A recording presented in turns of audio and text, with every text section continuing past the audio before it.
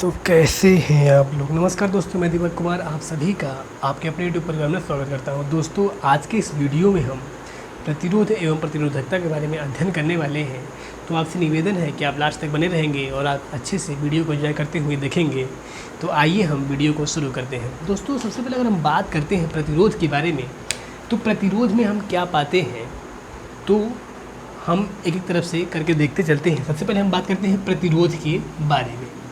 प्रतिरोध हम किसे कहेंगे, इसे हम क्या बोलते हैं, रेजिस्टेंस बोलते हैं। इसे हम क्या बोलते हैं, रेजिस्टेंस। तो यहाँ पे हम क्या हमें देखने को मिलता है, एक नियम हम पढ़ते हैं, ओम का नियम। एक हम क्या पढ़ते हैं, एक ओम का नियम पढ़ते हैं। ओम का नियम क्या है, कैसे है, इसे हम किसी नेक्स्ट वीडियो में अच्छे से एनालिसिस करेंगे। केवल हम यहाँ केवल प्रतिरोध की दृष्टि से हम देखते हैं तो हम क्या पाते हैं कि ओम का नियम क्या कहता है। ओम का नियम यही कहता है कि जो V है वो क्या है, I के अनुक्रमानुपाती होता है। क्या कहता है ओम का नियम कि जो V है वो I के अनुक्रमानुपाती होता है। यानी जो V है वो I के अनुक्रमानुपाती है। जो V क्या है, विभवांतर है, I क्या है, धारा है। इसके बारे में किसी नेक्स्ट वीडियो में एनालिसिस करेंगे। केवल हम यहाँ पे थोड़ा सा आपको दिखाने का प्रयास करता हूँ। हमारा उद्देश्य क्या है, प्रतिरोध के बारे में पढ़ना, ठीक है। तो हम क्या देखते हैं यहाँ पे, V मतलब विभवांतर, I क्या है, धारा है। इसका मतलब अगर आप विभवांतर बढ़ाएंगे तो धारा बढ़ेगी। जब ये अनुक्रमानुपाती का चिन्ह हटाते हैं, प्रोपोर्शनल चिन्ह हटाते हैं, तो वहाँ पे क्या आता है, एक बराबर का चिन्ह आता है और एक कांस्टेंट आता है। R क्या है, कांस्टेंट है, जिसे हम क्या बोलते हैं, इसे ही हम लोग प्रतिरोध बोलते हैं, ठीक है। तो ये हमने क्या देखा, ओम के नियम में हमने सीखा। तो अब हम बात करते हैं, अब हम V = IR पर अपने लौटते हैं। ओम का नियम से हमने क्या सीखा कि V = क्या है, I × R है। V जहाँ पे क्या है, विभवांतर है, V क्या है, विभवांतर, I क्या है, धारा, I क्या है, धारा, और R क्या है, यही हमारा क्या है, प्रतिरोध है, ठीक है। I क्या है, धारा है, जिसे हम करंट बोलते हैं। V क्या है, विभवांतर, जिसे हम वोल्टेज बोलते हैं। R हमारा क्या है, प्रतिरोध है, जो कि एक फिक्स होता है। तो अब हम देखते हैं कि प्रतिरोध किसे कहेंगे। प्रतिरोध की अगर हम परिभाषा की बात करें तो हम इसका परिभाषा हम देखते हैं, डेफिनीशन की अगर हम बात करें तो प्रतिरोध की परिभाषा क्या होगी। तो हम क्या देखते हैं, यहाँ पे हम पाते हैं कि धारा प्रवाह के मार्ग में जो रुकावट डाले उसे ही हम क्या बोलते हैं, उसे ही हम प्रतिरोध बोलते हैं। क्या बोलते हैं, धारा प्रवाह के मार्ग में, धारा प्रवाह के मार्ग में रुकावट डालने वाले कारक को, रुकावट डालने वाले कारक को क्या कहते हैं, रेजिस्टेंस या प्रतिरोध कहते हैं। क्या कहते हैं, रेजिस्टेंस या प्रतिरोध कहते हैं। तो ये हमने क्या सीखा कि धारा प्रवाह के मार्ग में रुकावट डालने वाले कारक को ही क्या बोलते हैं, हम लोग रेजिस्टेंस बोलते हैं। तो आप पूछेंगे कि धारा किसे कहेंगे, धारा किसे, इसके एनालिसिस हम किसी नेक्स्ट वीडियो में, हालांकि धारा के बारे में पढ़ाएंगे, धारा क्या है, वोल्टेज क्या है, आवेश क्या है, ये सब के बारे में किसी नेक्स्ट वीडियो में हम एनालिसिस करेंगे। लेकिन यहाँ पे हम आपको बता देते हैं ओवरव्यू, धारा किसे कहते हैं कि आवेश की प्रवाह को ही क्या बोलते हैं, धारा कहते हैं। जैसे एक तार है, वहाँ पे क्या हो रहा है कि उसमें इलेक्ट्रॉन प्रवाहित हो रहे हैं। जब इलेक्ट्रॉन प्रवाहित होगा, इलेक्ट्रॉन को ई से दर्शाते हैं, जब इलेक्ट्रॉन किसी तार में प्रवाहित होगा तो हम क्या कहेंगे कि उस तार में धारा प्रवाहित हो रही है। अब पूछेंगे कि इसकी दिशा क्या होगी, इलेक्ट्रॉन के प्रवाह की विपरीत दिशा में ही धारा बहेगी। जैसे इलेक्ट्रॉन इधर से A है, ये क्या है, B है। अगर इलेक्ट्रॉन A से B की ओर जा रहा है, इलेक्ट्रॉन किधर जा रहा है, A से B की ओर जा रहा है, तो धारा क्या होगी आपकी, B से A की ओर जाएगी। किधर बहेगी धारा, इलेक्ट्रॉन अगर आपका इधर से जा रहा है, किधर, इलेक्ट्रॉन अब आपका जा रहा है A से B की ओर, तो धारा आपकी इधर जाएगी, इधर जाएगी, B से A की ओर। यानी इलेक्ट्रॉन के प्रवाह के विपरीत दिशा में धारा प्रवाहित होती है। तो ये हमने क्या देखा, इलेक्ट्रॉन धारा के बारे में हमने हल्का सा देखा। अब हम प्रतिरोध के बारे में बात करते हैं कि कोई तार है, उसमें क्या हुआ कि प्रतिरोध क्या है, किसी मटेरियल का एक क्या है, इंटरनल प्रॉपर्टी है। प्रतिरोध की अगर हम बात करें तो ये क्या है, यह किसी मटेरियल क्या है, इंटरनल प्रॉपर्टी है, यानी आंतरिक गुण है। जैसे कि कोई वायर है, उसमें क्या है, इलेक्ट्रॉन जब प्रवाहित हो रहे हैं तो उसमें क्या होगा, अपने आप कुछ ना कुछ अवरोध आएंगे, इसे हम लोग क्या बोलते हैं, रेजिस्टेंस कहते हैं। ये क्या है, उसका एक आंतरिक गुण है। तो अब हम देखेंगे कि ये किस पे डिपेंड करता है। अगर लंबाई किस बढ़ाएंगे तो क्या उस पर इफेक्ट पड़ेगा, प्रतिरोध पर क्या इफेक्ट पड़ेगा, और अगर उसके हम एरिया, क्रॉस सेक्शन एरिया को, अगर क्षेत्रफल को हम बढ़ाते हैं, किसी तार को अगर हम मोटा कर देंगे तो उसमें क्या प्रभाव पड़ेगा, तो पहले हम उसको भी देखेंगे। तो यहाँ पर हम थोड़ा सा इसके बारे में और चीज़ जान लेते हैं। तो यहाँ से हमने क्या देखा कि V=IR, तो ओम का नियम है, तो यहाँ से निकलता है क्या कि R बराबर V/I। R बराबर क्या निकलेगा, V/I। R क्या है, यही हमारा क्या है, प्रतिरोध है। अब देखिए V हमारा क्या है, विभवांतर है, और I हमारा क्या है, धारा है। अगर हम इसके मात्रक की बात करें, यूनिट की बात करें, तो हम क्या पाते हैं, अगर हम बात करते हैं मात्रक की, तो हम क्या पाते हैं कि इसका जो मात्रक है, V का मात्रक क्या होगा आपका, V का मात्रक जो विभवांतर है उसका मात्रक होता है वोल्ट, विभवांतर का मात्रक क्या होता है, वोल्ट। और I हमारा क्या है, धारा है, उसका मात्रक क्या होता है, एम्पियर। क्या होता है, एम्पियर। यानी जो हमारा वोल्ट बटे एम्पियर मिला वो हमारा क्या है, वही प्रतिरोध का मात्रक है। यानी क्या आपका मिला, वोल्ट बटे एम्पियर। इसे हम शॉर्ट फॉर्म में जिसे हम क्या बोलते हैं, ओम के नाम से भी जानते हैं। यही हमारा क्या कहलाता है, ओम कहलाता है। हालांकि ज़्यादा यूज हमारा क्या होता है, ओम ही यूज होता है। तो हमारा मात्रक क्या मिला, प्रतिरोध का जो मात्रक हमारा क्या मिला, ओम मिला। ठीक है, इसे हम ऐसे आधा हथकड़ी दर्शाते हैं ना, आधा हथकड़ी, जैसे ओमेगा भी बोलते हैं, आधा हथकड़ी आप समझ सकते हैं, ओमेगा, इसका नाम क्या है, ओमेगा। ठीक है, तो ये हमने क्या देखा, प्रतिरोध के बारे में देखा। प्रतिरोध क्या है कि धारा प्रवाह के मार्ग में रुकावट डालने वाले कारक को ही क्या बोलते हैं, हम प्रतिरोध बोलते हैं। अब हम अध्ययन करते हैं कि अगर मान लीजिए कोई जो तार हमारा है अगर मोटा हो जाए या तार की लंबाई बढ़ा दी जाए तो उसका प्रतिरोध का क्या इफेक्ट पड़ेगा। तो अब हम देखते हैं कि प्रतिरोध को प्रभावित करने वाले कारक, हम क्या आप देखते हैं, प्रतिरोध को प्रभावित करने वाले कारक, प्रतिरोध को प्रभावित करने वाले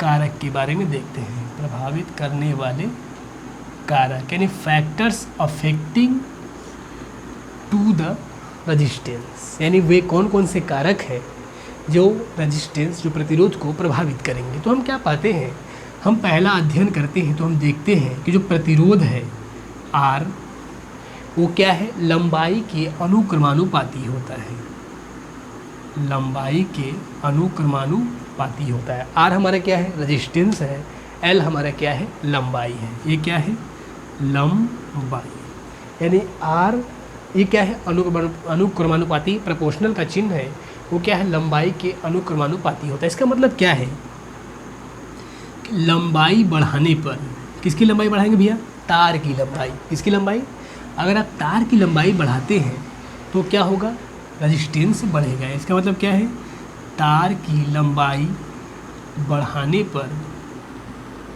तार की लंबाई बढ़ाने पर प्रतिरोध बढ़ता है, प्रतिरोध बढ़ता है। यहाँ से हमने क्या सीखा कि अगर किसी तार की आप लंबाई बढ़ाते हैं तो क्या होगा, उसका रेजिस्टेंस बढ़ जाएगा। अब हम दूसरी बात करते हैं, तो यहाँ पे हम क्या देखते हैं, यहाँ पे हम देखते हैं कि अगर क्रॉस सेक्शनल एरिया, क्या देखते हैं, अगर क्रॉस सेक्शनल एरिया बढ़ाते हैं तो वहाँ पे क्या होगा, तो ये हम पाते हैं कि यह क्या होगा, व्युत्क्रमानुपाती होता है।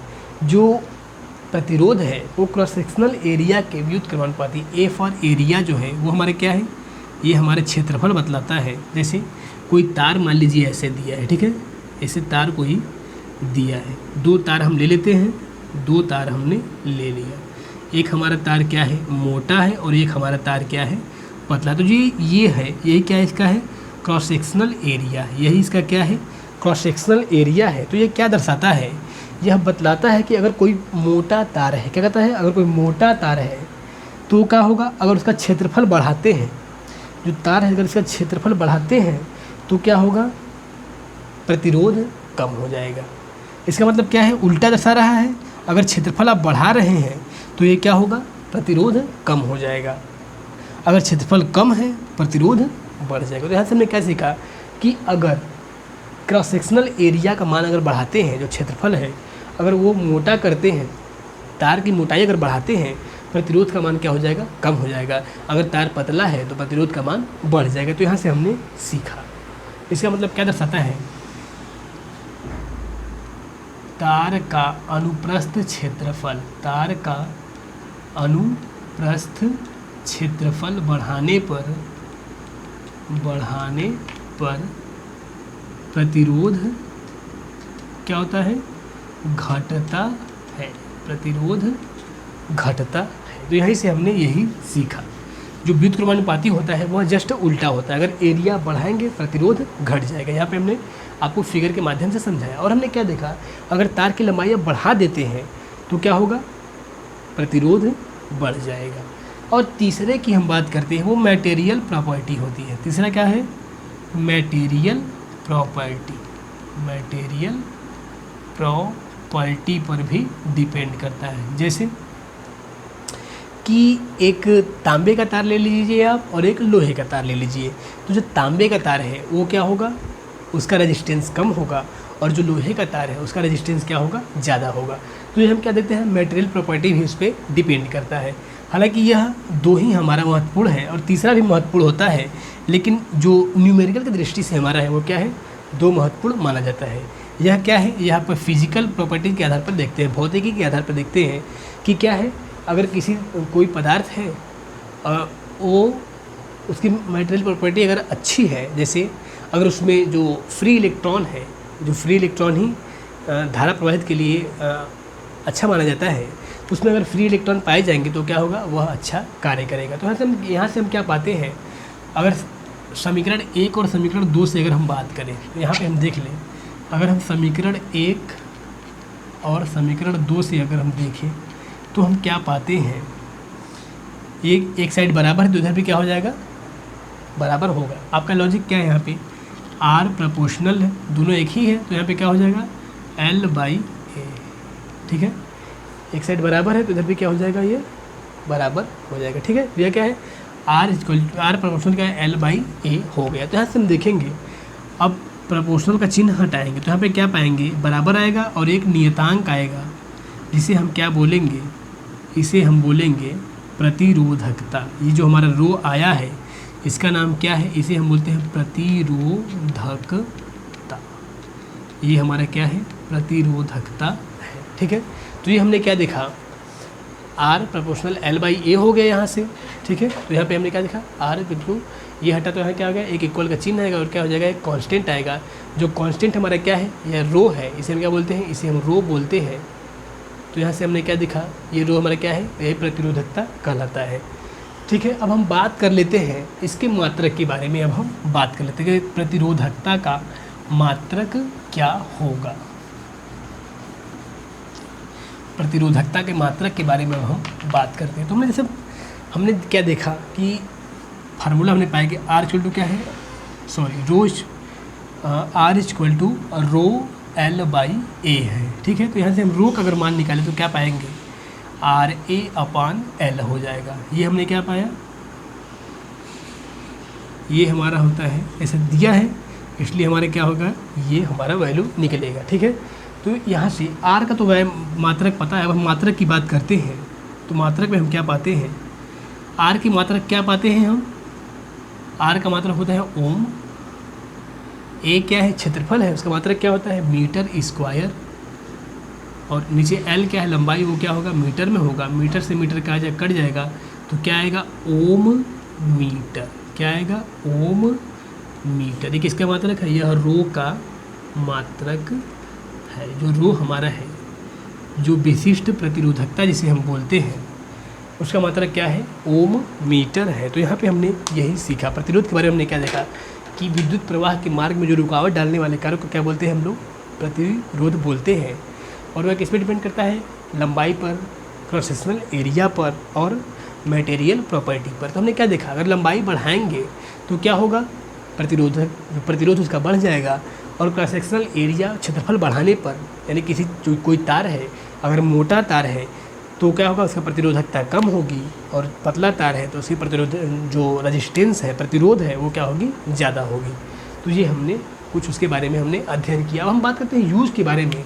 तो इससे हम किसी खंभे में जो यूज़ किया जाता है तार, जो तो हम क्या पाते हैं, वो कौन होता है, वो एल्यूमिनियम का तार होता है। जो खंभे में जो सप्लाई की जाती है वो क्या होता है, एल्युमिनियम का तार होता है। हालांकि अच्छे की दृष्टि से माने किसी तार के निर्माण में जो सबसे अच्छा माना जाता है, सस्ता, वो कौन होता है, वो हमारा है, उसे हम बोलते हैं क्या उसका नाम है, तांबा, कापर। जो तांबा है वह सबसे अच्छा माना जाता है, जो कि सबसे सस्ता भी होता है और अच्छा भी माना जाता है। किसी तार के निर्माण में कापर का यूज़ किया जाता है। तो ये हमारी आज की जनरल प्रतिरोध के बारे में रही। ठीक है, अब मिलेंगे आपसे नेक्स्ट वीडियो में, तब तक के लिए धन्यवाद।